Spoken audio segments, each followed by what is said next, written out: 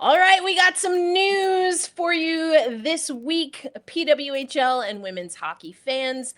Listen, a big announcement coming out of Montreal, Detroit as well, an extension for Hilary Knight. We'll get into that. And we want to circle back to some of Rachel's reporting from the PWHL draft and speaking to the GMs. And we will get into all of that and more on today's episode of At Even Strength, a women's hockey podcast brought to you by Black Rosie Media. My name is Erica Ayala. I am here alongside my co-host Rachel Donner. And Rachel, we have to lead off with what was announced as a medical update on Marie-Philippe Poulin. That was the press conference update and alert that we got this week. It led to quite literally wild speculation in our Slack chat. But Marie-Philippe Poulin having surgery. Yeah, just really unfortunate there that, obviously we knew she was playing hurt, but we didn't know exactly how hurt she had been playing. And so she's having knee surgery in July.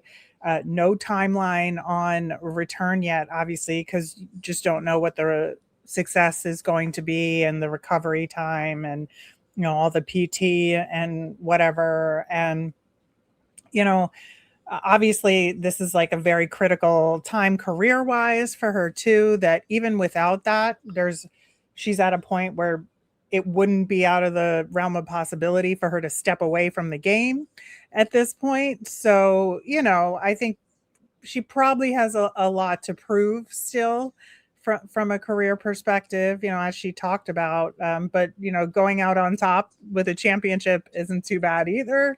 But I'm sure she's going to have a lot to think about in the recovery process as well.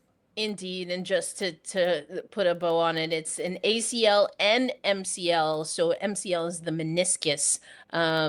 Those are pretty significant injuries, especially if they are tears. And MCL, we know that Hilary Knight also came out of the Olympics with an MCL injury, but was able to return to the Seattle Torrent towards the back end of the season. Of course, again, we'll talk about Hilary Knight and her extension a little bit later on the show.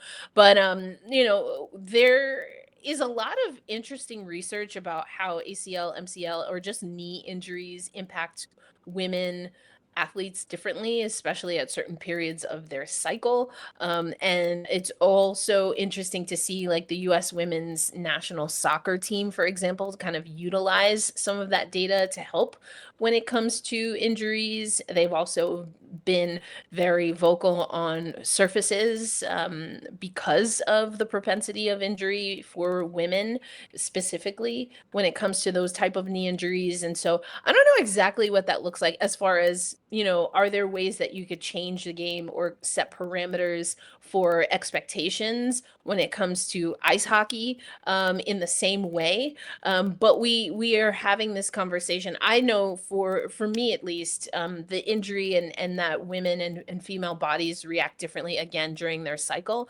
I first learned about that through soccer. We've also seen the WNBA though, with the uptick in injuries on the basketball side, or WNBA players talk a little bit about this. So I don't know. I always try to see if there are trends and how that fits in with ice hockey as well. Yeah, it is different. And it's something you do have to consider when you're looking at these overall timelines. That's for sure. Yeah, indeed. And so, you mentioned that this is probably a time where Marie-Philippe Poulin is it wouldn't be outside of the realm of possibility with all that she's accomplished if she thought about retirement. She is, one of very few, 3 actually total players that has been to 5 Olympic Games for women's ice hockey, Hilary Knight being one of them. And so she was asked about retirement before the Olympics. She was asked about retirement after the Olympics and losing in the gold medal game, of course, where we've talked about this before. I really have always respected, especially MPP, but also Sidney Crosby, both of those. And now we know very injured captains of Hockey Canada taking the mantle and taking responsibility after a tough loss to the United States. We talked about how much, that just shows the character there. Was asked there and kind of left it open-ended. She didn't like how things ended at the Olympics, and I think that was clearly, yeah. But to your point, was the PWHL title enough to taste and wash out that bad taste, I should say, from her mouth? I don't know, but also I don't know that many athletes, if they truly feel they have a choice, want to end a career on an injury. Other athletes are like, you know what? Recovery is no fun, and I don't know that I want to do this all over again.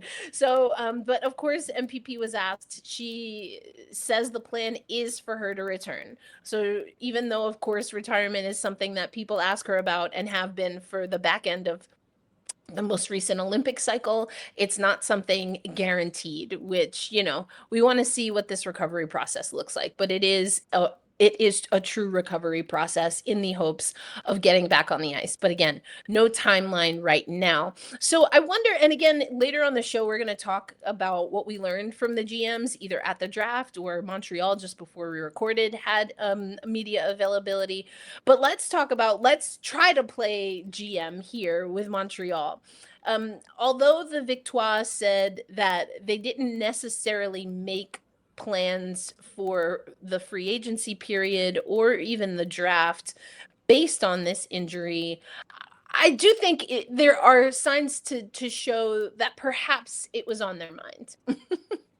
yeah. I mean, you look at their draft; they were very forward heavy in the draft there, right? But then they made some big moves this off season on the forward side as well. Obviously, like Jesse Eldridge was like the biggest signing, who's a top scorer in the league, and then they picked up Emma Malte from Toronto very recently, and so I think there's no way you can avoid, like Danielle can say, I wasn't thinking about it, right? Because she had to have been, given what they did. Yeah, 100%. And to state what I believe is obvious, you don't just replace Marie-Philippe Poulin. Nope. It's something that, you talked about during some of our live streams during the Olympics. It's something that we were talking about in Milano Cortina. Like, you don't replace MPP, and it's Olympics or otherwise, right? But this is, and going back to the draft, I know we talked about this just from presence of international players, but Petra Nieminen, a 3-time Olympian, a 5-time IIHF medal winner, spent 8 seasons with Luleå alone, and also played pro in Finland's top women's league. And oh, by the way, Rachel happens to play center. I mean, Right. again, you maybe didn't plan, and again, they don't know what the timeline is, but why would you draft a center with such a strong resume if you expected to have Marie-Philippe Poulin to start next season? Right. I mean, she could slot in right as your 2C if MPP is not there, right? Because Abby Rock, who, by the way, like there was questions if she was going to get re-signed or not, and she did. So she's your 1C, right? And so if Nieminen slots in as your 2C, I mean, again, nobody's MPP. Nobody can replace MPP. But if you have to put a roster together, like that's not a terrible, top 6 center, right? No, not at all. Not at all. And then also, we're thinking of this in some ways about what the team on the ice is going to do, but also let's flip it the other way. We don't have a timeline yet. The surgery hasn't happened yet. And this is also like hey, take the time you need, perhaps, right, for MPP. And, because Marie-Philippe Poulin, and I'm sure all athletes have this, but it is pretty clear to me in covering Marie-Philippe in a few different places that she is very connected to being and wants to be the best leader and the best performer she can be for her teammates. And so when you have someone who speaks about that, and yes, you can say, oh, maybe it's just sound bites. No, I think this is truly who MPP is, right? And when you have someone who thinks that way and really has a selflessness while also taking on a lot of burden, you want that person to be able to relax into, in her case, what is going to be a recovery. Yeah. And I think one of the things that they have working in their favor, and again, we don't know what the schedule is going to look like. We don't know the timing of when we're going to get the schedule, none of that. However, if we can use last season as an indication, even with more teams, let's just say they move the schedule up 2 weeks, right? And so we're talking like around November 10th to 15th is when the season is starting. Let's just guesstimate that, right? That's still like a month, 6 weeks longer than your NHL season start, right? And so there's a little bit more of a runway for recovery here for her to get to the beginning of the season. And so even if she comes back a month into the season, because it takes like 5 months for her to recover, that's still plenty of time to play the bulk of the season for her. Yeah, and I mean, as far as the schedule moving up, I'm not sure we're really gonna see that. Yeah. Now what That's I'm training just camp? talking worst case scenario for Montreal, right? But Well, I mean, I think for Montreal, they're really gonna have to figure out if and how her timeline impacts what she wants to do with Hockey Canada before even the Victoire and the PWHL season. Because remember, the Women's World Championships no longer in the spring. We would have had it already, but now it right. is in that early November window. So, you know, I don't think that the PWHL is gonna move their season up. Now, how that impacts training camps and things of that nature, That's a that whole other yeah, that's a whole thing. nother thing. I mean, yeah, we'll talk about that at some point. But it is what it is, right? I suppose if you're gonna miss athletes, you take you are okay with missing international athletes in training camp, and you know the WNBA experiences that not necessarily because of international competition, but for overseas commitments. I know that probably sounds the same, but what I mean is not like international tournaments where federations are playing against each other, but overseas and international leagues. So that's just the differentiator there. But, you know, national team commitments are still held in very high regard in women's sports, and I think always will be, or at least for another generation. I guess anything can happen. But so I think that's going to be interesting to see. You know, I think that all things considered, and it's a little bit odd to say, but I think Montreal is still in a pretty solid spot without knowing what the timeline is for Marie-Philippe Poulin. Yeah. I think that, you know, they've done a very good job of trying to account for it. And then also, like, when she's back, like, that's going to make it even tougher for opponents. Yeah, indeed, indeed. And so what all of that looks like, again, what that training camp looks like, and when we get to see these teams on the ice, we're still several months away from that. But you know, coming up on today's show or next on today's show, let's get into some of what we've been hearing from teams. I was on the Ottawa call, and we're gonna actually start with you, Rachel, reporting from the draft. But the reason I wanted to mention the Ottawa call is because learned that the league is taking a break, like a little bit of a hiatus, I guess, you know, to close out the 25-26 season, take a little bit of a break before they get ready for 26-27. So I think that makes plenty of sense. So we probably won't hear much after this weekend, Rachel, when it comes to signings. So just wanted to add that nugget that I learned on the Ottawa call. But let's take it back to Detroit. And you got to speak to some of the GMs, of course, right after they picked the next generation of stars, or so they hope, I'm sure. But I'm sure they also were talking about what they want the upcoming season to look like. So who are some teams, Rachel, that you definitely wanted to talk about? Yeah, like, I think with San Jose, they're a really interesting team to take a look at here, right? Because we've already talked about Troy Ryan being the combo GM head coach here, and that's very unusual these days, and an anomaly in this league for sure. And the fact that he was just previously in Toronto adds the weirdness to it. It's not just an outside hire in that position. So this is somebody who has obviously the extensive experience with Hockey Canada, extensive experience in this league, in the short history that it has had. And this is his first chance to be in the driver's seat to put together his own roster, right?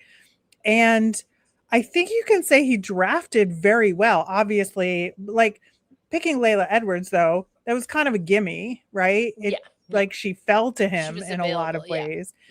But when you look at his roster as it stands now, like it is not super strong across the board, right? I think, the goaltending, Corinne Schroeder, like God bless her, but she's a little inconsistent, right? She's very good, but not as consistent as some of the other goaltenders. I think drafting Tia Chan was a really smart thing for him to have done. But you look at like their potential top line here, and that's essentially the second line of the New York Sirens from this past season. There isn't like superstar forward in the bunch there. Yeah. I mean, I want to go back to goaltending because they also have Avi Levy, so those two are reunited from their time with in New York. And I hear what you're saying. I've said multiple times though, I just didn't understand what Seattle was doing with Corinne and goaltenders, especially goaltenders that have starting caliber. They kind of need to play, and so it was weird to I would see just how put she was her utilized. in the second tier. Like if we're tiering the goaltenders, I would put her like at the top of tier 2. Yeah, I think that's fair. And here's where, again, maybe knowing that there's going to be a little bit of a break, I don't think San Jose fans you're going to know necessarily. Now, what I also did get an inkling of, and which I think people have probably known for a while, especially with the PWHL and even going back to the PWHPA and PHF, because there's overlap in some of the comms people. Anyway, sometimes in the off season, we've seen women's hockey leagues they kind of batch signings and then they hold them off. I got the sense being on the Ottawa call that there's a little bit of that going on. So even though there's going to be a break and we likely won't get a lot of news in the next week or so, that doesn't mean that things haven't already happened or that they aren't on their way to happening. So maybe that's what's going on with San Jose, because you're right. On paper, what's been announced, where's the scoring coming from? I think is a fair question to ask. And what does this team look like? Not just listing by height or last name, but what does it actually look like when you start doing D pairs and lines? And I don't think we have that answer yet. But did head coach / GM Troy Ryan give an indication of what he wants from PWHL San Jose in their first season? I mean, obviously he wants them to be able to compete, right? That's the line that everybody says, that they're building teams to be able to compete. I mean, he reiterated that his GM brain is separate from coach brain. And so that, I mean, those are my words, but that's essentially what he said, is that he was thinking as a GM at the draft in particular, and he's thinking as a GM with the signings. And then it's going to be a collaborative process with his coaching group to then effectively execute with this roster that he has built. I thought you were going to say it's going to be a collaborative process with me, myself, and I. No. I mean, there are assistant coaches there. It was right there. I had to take it. Yeah. But I just I just don't see how you can separate that in terms of how you think and what your ideal system. I mean, but he did allude to the fact that he's going to look at the players that he has and then obviously like tweak his system to fit with that. But I don't think he can go too far outside his lane. That's our experience with him, right? 100%. Okay, well, that's San Jose. I think more questions than answers as of right now, with the caveat that they might have already done things that have just not been reported. So we'll see what that looks like, and we'll have to see where Troy differentiates. He's probably going to be working in GM brain at least until September, and then maybe switch the gears there. But let's go to PWHL Hamilton, another team I think that you wanted to kind of chat about what you heard and saw at the draft, and maybe how things are playing out. Yeah, I think, they were quieter at the draft, I would say, but they've put together, I think, sort of without anybody noticing, a very good team, like a very difficult team to play against. Like, to me, I think they're going to be New York Sirens-esque in terms of how you have to strategize against them. And it's partially because they have Kaylee Osborne in net. But I think that, when you have Alina Mueller on your team, when you have Brianne Janner on your team, Emily Clark, Abby Hustler, Allison Simpson, I just feel like Nicole Gosling. and then, like they pick up Kayla Vespa and Alexa Vasco, right, for depth. I just really think this is going to be a tough team to play against. Yeah, I also we didn't talk too much about their draft class, but Mhm. in the second round, Jade Aginla, I think, Mhm. the Aginla family recently has had some of the younger Aginlas making their way into the pros. But there's a lot of history there from a Hockey Canada perspective. Jerome Aginla being the first Black hockey player to compete for Hockey Canada in the Olympics, and had a great career in Calgary mostly, right, Rachel? Or Yeah. exclusively? Not exclusively, But most primarily. notably. Yeah. He And spent was some time in Boston as well. Oh, okay. Well, that's probably why I forgot. I mean, it's fine. Nothing against Boston. The Fleet, anyway.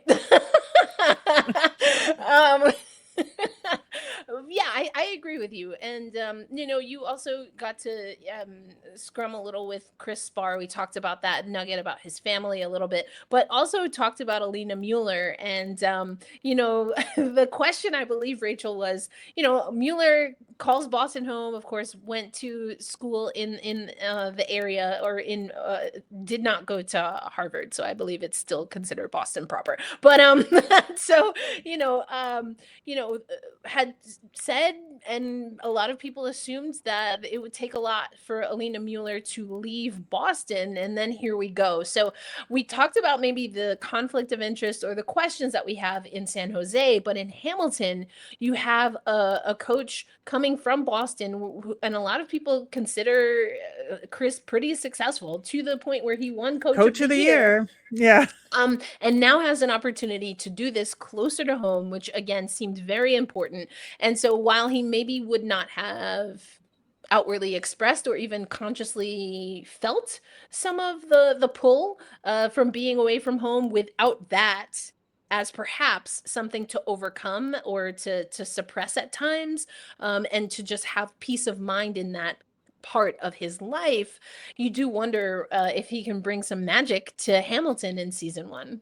Yeah, because I think, like I said, this is going to be a very difficult team to play against, from a defensive perspective, but he's a guy that can get more out of a team offensively. And so that's why I feel like this team is going to be sneaky dangerous.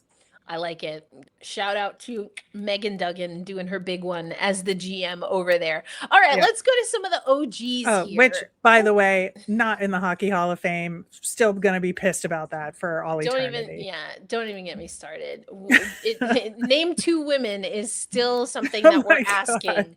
Just two. But anyway, congrats to those who are in the hockey hall. The women's table did get one person bigger, but we've still got a lot of work to do. But going from expansion teams to some of the OGs, Rachel, let's go to the Sirens here, because I know there were a lot of questions as to why they maybe didn't do what needed to be done, or what a lot of people thought they might do as far as goaltending at the draft. But what has happened since? Yeah, so obviously they then re-signed Callie Shanahan and Kaylee Doyle. They're two goalie picks from last year, and that's exactly, when I asked Pascal what he was going to do at the draft, that's what he said, and he did it. And he, alluded to there being other options as well, around the league. And they went with the goaltender, that we've talked about quite a bit on this show in Elaine Chuli. And Elaine! I know. Here's the thing is that like she just has not had the opportunity here. And the Sirens have not had their, post-season, post-draft press conference yet. I've been keeping, at least as of recording, and I've been keeping an eye on that. But my guess is that Elaine Chuli and Callie Shanahan are going to have a legitimate, fight for who earns Yes. that position. But Elaine really hasn't had that opportunity yet. And I feel like this is her moment, right? Right. And I think that if they get into a true 1A, 1B situation there with Chuli and Shanahan, no matter how it turns out in terms of who quote unquote wins, I think it'll be good for the Sirens this year, Yeah. short of having kept Kaylee Osborne, because I think that it'll give them some flexibility and they'll be able to go with the hot hand without overtaxing either one of them. Yes, and that is something that I want to talk about when we talk about the Ottawa Charge in a little bit, because we're recording on we're recording on Friday, excuse me. And so on Friday, just before our recording, they had media availability, and so we'll talk a little bit about that. But goaltending, for sure, of course, it's Ottawa, did come up. But before we do that, let's go over to Toronto. Yeah, Toronto, man, I don't know.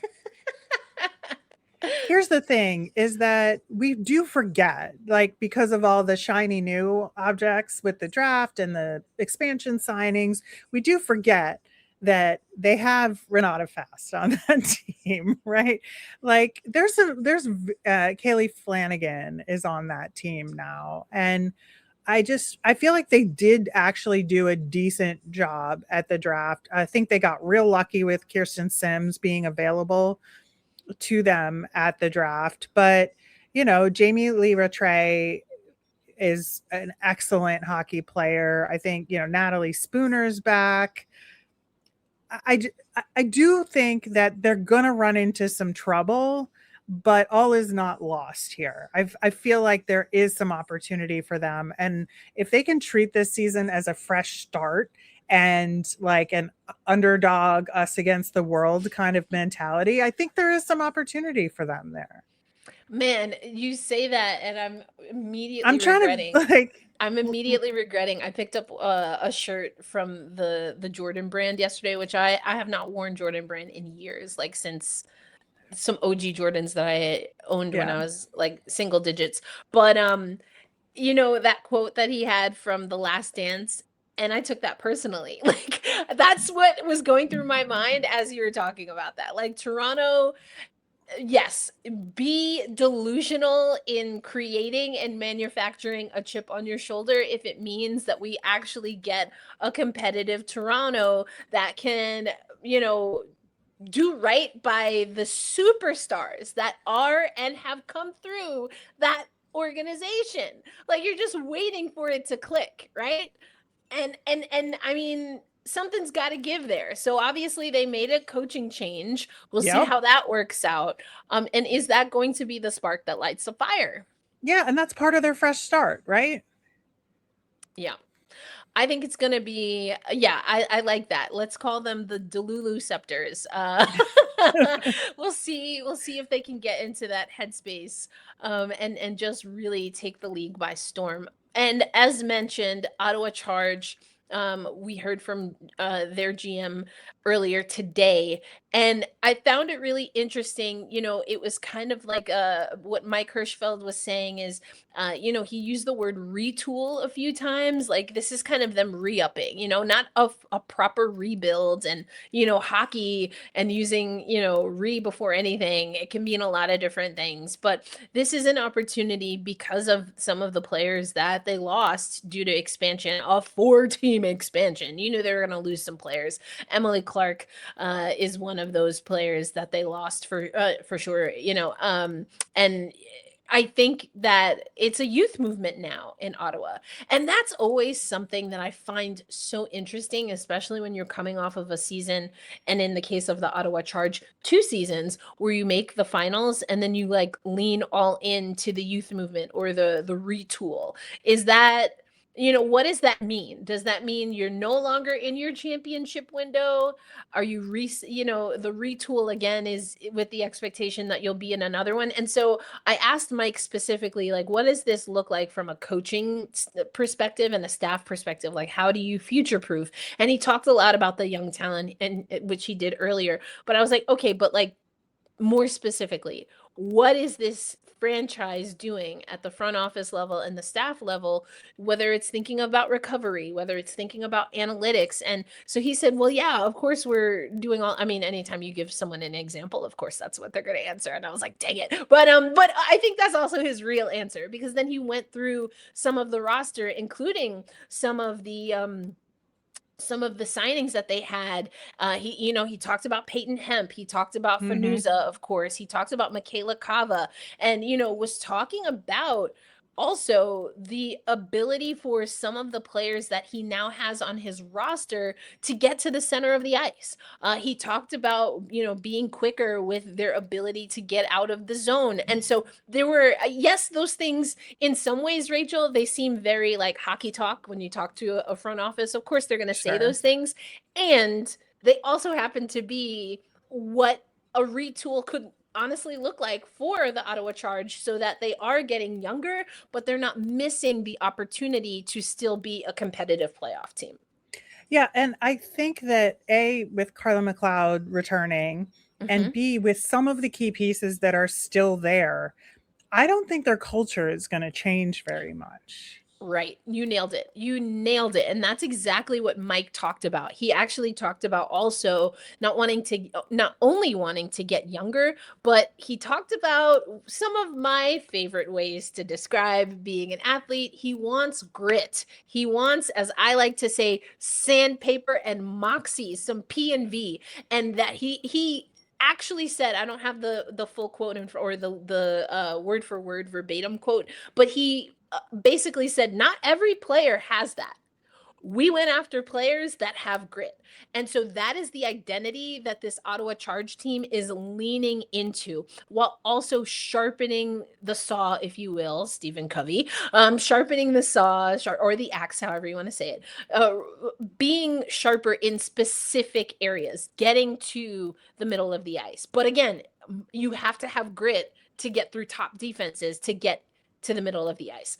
Board battles, right? But also you have to have that grit to be able to win those 50-50 pucks and win the board battles. So I thought it was really interesting to speak to Mike, him talking about and leaning into the youth movement, but also not compromising what Ottawa has learned from now 3 full seasons going into season 4. And that's also what he said. He's like, listen, we have an advantage over these expansion teams. The fact that the GM said that, and knowing how wild of a ride it was, we talked about that last episode, I think that also speaks to him having that grit that he wants his players to have. Yeah, and I also think in some ways, being at a disadvantage at the draft, position wise, is helping with maintaining that culture, maintaining that grit, because I mean, there's very good hockey players that they drafted, don't get me wrong, but I think that there isn't as much of a spotlight on those players as there are on some others around the league, on some of the newer players around the league. And he's going to be able to really, like, they're going to be molded as a team. There's not like going to be like individual players that stand out in the same way that maybe there is on some of the other teams. You look at Caroline Harvey in Vancouver, like a lot of eyes going to be on her, right? Yep. And it's going to be the team that's going to be the focus in Ottawa for sure. I mean, Gwyneth Phillips is the rock star of that team. Don't get me wrong, but we know that. we know that. But like, I just feel like they'll have the opportunity to run it back if they can put the pieces together and get it rolling in the same way. Yeah. And Carla McLeod is the coach that can do that. 100%. Let's get rid of ego. Gonna be a sharpshooter straight from the hip. You're absolutely right, and that's effectively what Mike said earlier today. It's all about and because the audio kept popping in and out for me, which was so frustrating. But anyway, technology, first world problems. What I did deduce, I don't know the exact question that he was asked, but something along the lines of how do you build a team? How do you remain competitive when you have low draft picks? Well, that's the the burden of making back-to-back finals is that you don't get a high draft pick. You're not going to get a lottery pick, so to speak. And that's what you said is exactly what Mike said earlier today, and that they are going to really focus on that. And so then when you look at the leadership as far as veterans, because when you say you have a young team, but you also have Jocelyn LaRocque and Katarzyna Mrazova on the team, then the obvious question is, okay, well, where do they fit in to what is, and he like listed all of the 20 somethings on the team. And so Jocelyn LaRocque and Katarzyna Mrazova are going to play a pivotal role when it comes to leadership. But also, what do we know about those two players independently? And then, of course, what they've been able to do for this Ottawa team. They are stable. They are rock solid. To your point, they're not the stars that are going to, every time they wake up and blink their eyes, we're writing articles about it. That's not the kind of stars they are. They have gained a roster spot in Ottawa in the PWHL because of the reputation, because of what other athletes say about playing with and against them. That's the kind of leadership that now Ottawa has, on top of the fact that, as I mentioned earlier, and as you just mentioned, we know what they're getting in goaltending. But it was interesting to hear Mike, and again, I believe he was asked about this, the audio popped out just a little bit, but he did respond to and say that they made a point to keep their goaltending together. And we knew they were going to stick with Gwyneth Phillips, right? In Ottawa, I do think the plan was to not necessarily have Phillips play as many hard minutes as she did in the regular season. But as we know, Sonia Ahola got injured. Right. And there was an injury there. And so I don't think we got to see a little bit of that burden in net be shared. But again, you don't go wrong with Gwyneth Phillips. Right. And, Savalainen's back too. Like, you can't discount that. Yes, exactly. Rania was mentioned. I'm LaRocque and Katarzyna. Rebecca Leslie. I mean, you got to speak to Rebecca Leslie at the draft. Loves playing in Ottawa, is so just devout as someone who grew up in Ottawa, now gets to play for her hometown team, but is no slouch. I mean, you want to talk about a grit factor? We were talking about Rebecca Leslie and the grit factor when it came to the postseason. So I was really excited. I've always had a soft spot in my heart for the Ottawa Charge. They drive me a little crazy and take me on an emotional roller coaster.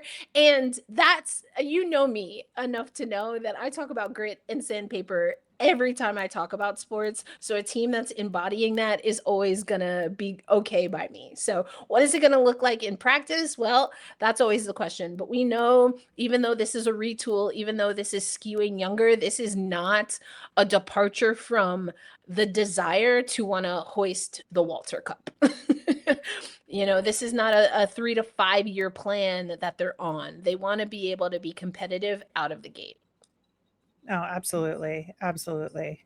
We love to see it. Okay, we talked about a few of the signings through and through, but let's spend a little bit of time with Hilary Knight. I know even in our Slack channel, it was like, do we need to worry that we haven't seen Hilary Knight engage in some of the trade posts? But maybe it's because she was waiting for the real deal, and that is that Detroit signed Hilary Knight to an extension, Rachel, after officially announcing the trade.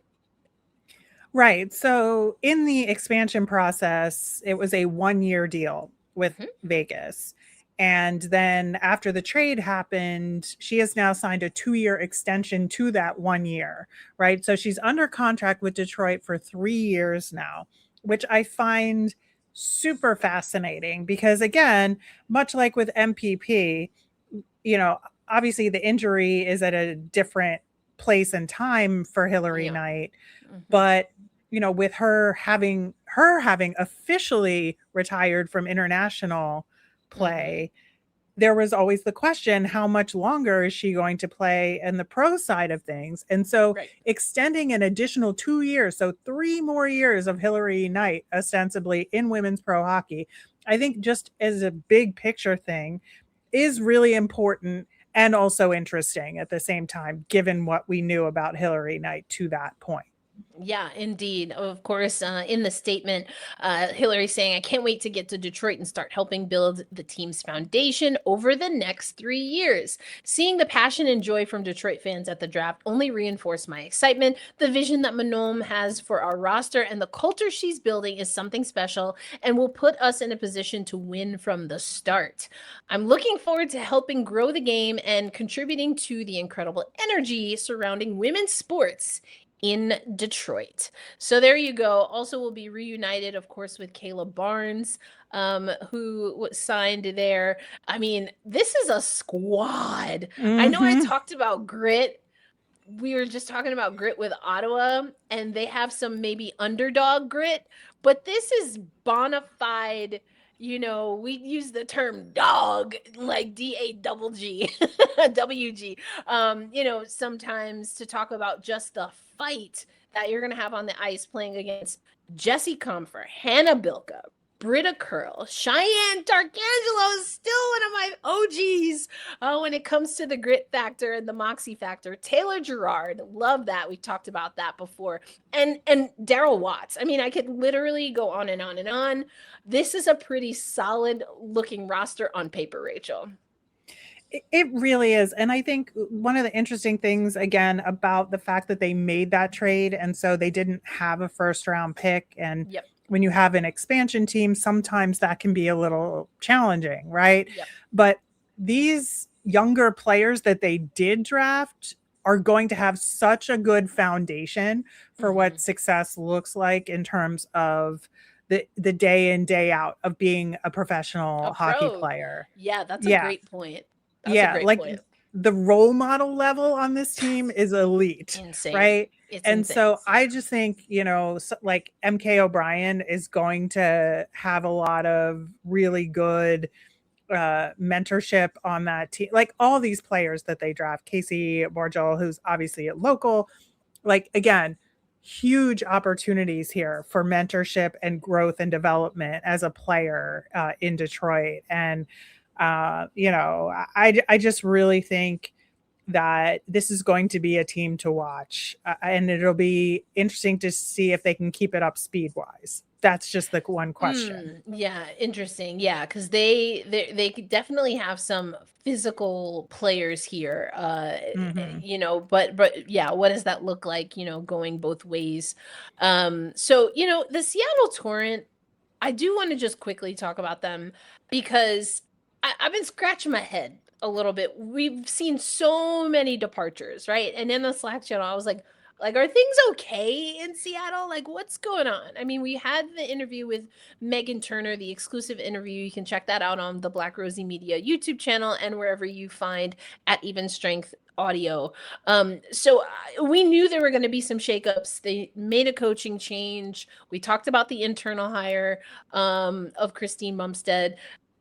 But I was like, okay, but you still need to field a team. Like, where are the players going to come from? I do like them signing Emma Newtonen, a 1-year contract. She is a Team Finland player, played in the PHF. So this is someone who knows the international game here. I like this signing, and I wonder if perhaps making space, not being able to keep like a Snodgrass, for example, was because they wanted to maybe get some high octane international talent on this roster. Yeah, I think the question for me on this team is going to be chemistry and how long it takes Mm-hmm. them to put it together as a team. I think there Mm-hmm. are some very good pieces on this team, and we can't discount Abby Murphy, you No. know, with their top Right. draft Well, pick yeah, we there. talked about Abby a little last week. Yeah, but you're right. Like, and as we've said before on the program and even last week, like, say what you want about other things, but as a hockey player, having an Abby Murphy on your squad is legit. Right. No, You know? absolutely. And that's Yeah. what I'm saying. Like there are pieces here to a very good hockey team. It's just, with all the upheaval there, are how quickly or how slowly are they going to put it together? Right. And so Teralova, I'm still high on Teralova. I think she was having to do, though, a lot of work to keep the defensive identity solid while, I mean, she had a suspension. She was unfortunately dealt with a few injuries. So to see them bring over Nabarova, so another Czech player here on the blue line, I find that really interesting. They re-up with Wilgren and Brown and also Lindy Lobdell. Sardakny, Gosling, Alexia Gia, and Teresa Schwabsal all with the team. We knew Carpy was staying as well. Michaela Gritmentis, aka Bucky, is there. So, I think you're right. How quickly is this team gonna pull it together? In that interview, though, with Megan Turner, I asked about goaltending. I had already kind of figured Corrine Schroeder was out of the picture. We've talked about that before on the program. Hearing from her, it sounded like they knew, of course, they were going to lose at least one goaltender, and I was like, okay, so they're ready to move on from Schroeder. It just seemed like that was going to happen, but they do, of course, hang on to Hannah Murphy, and also CJ resigns. Yeah, I'm very intrigued to see if CJ gets a real shot at the I backup hope role so. here. Yeah. I really hope so. I've been saying it for a while that CJ deserved more starts in the PWHL. Even going back honestly to the PHF, playing alongside Elaine Chuli on a Toronto 6 squad. It was just, I mean, Chuli was playing out of her mind. If you know what and understand what it's like to see a Gwyneth Phillips play for Ottawa, then you know what it was like to watch Elaine Chuli for the Toronto Six. So I mean it wasn't necessarily going to happen, but every time that we've seen CJ, whether it's in the PWHL or the PHF, get an opportunity to get a solid start, CJ has been more than up to the task. Yeah, I think so too. And this is their shot, right? Right, 100%. And so again, we've talked about this before, but when you have expansion, the rapid expansion was a bit of gave me some whiplash. Again, Mike talked about that the expectation at least is, because he was like, I know, he's like, well, actually, I don't know, but what we understand is that the league will be set at 12 for a little bit here.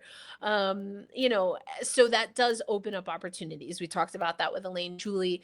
It's not likely going to be a starting role for CJ here, right? The Hannah Murphy is going to be the starting netminder, or we're going in with that assumption. And because Hannah Murphy is a young goaltender, will only be going into her sophomore season next year, so to speak. I think it's an opportunity to get more of a equitable split. I'm using that in air quotes because that's something we would hear in Seattle all the time. And then, of course, because it's the Seattle Kraken, I should say the Seattle Kraken, that we'd heard from the Seattle Kraken that was the expectation. And then, of course, the goaltender got hurt. So they had like 5 goaltenders on the roster at any given season. Am I projecting my feelings about how it was to cover the Kraken for several seasons? Of course I am. Thank you for giving me this space. Anyway, moving back to women's hockey, I do think that now that we have some movement as far as the goaltenders, I think, like you said, it's giving people the shot, and it's giving some goaltenders rest. Yes, that's the more important part of it, honestly. I think we're going to have some more true tandems than we Yep. had in the previous years. That's for sure. Well, I, for one, cannot wait. As I've reported, we are expecting that the league will take a little bit of a break. I'm sure there's some news that will still come out, but just, fair warning, if you're nervous about a particular player or a particular team, you might not hear a little until after or around, I should say, July 6th. And that will be around the time that we are getting back into the swing of things as well. We're going to take a little bit of a break now that we're on the other side of the entry draft or the college draft, and we know we have some time, or I should say we think, because we don't have a schedule yet, we think we have some time. Put it this way, the season's not starting in August, right? So we've got some time, and also we have some new rollouts that we want to have ready for you in our coverage as we get ready for PWHL season 4. But for Rachel Donner, Erica L. Ayala, thanks for listening and or watching at Even Strength. If you're not already following us on social media, we have accounts on Blue Sky, on TikTok, and of course you can find our playlist at Even Strength on the Black Rosie Media YouTube channel. Go ahead and do that, and we will catch you in July. Peace out, everybody.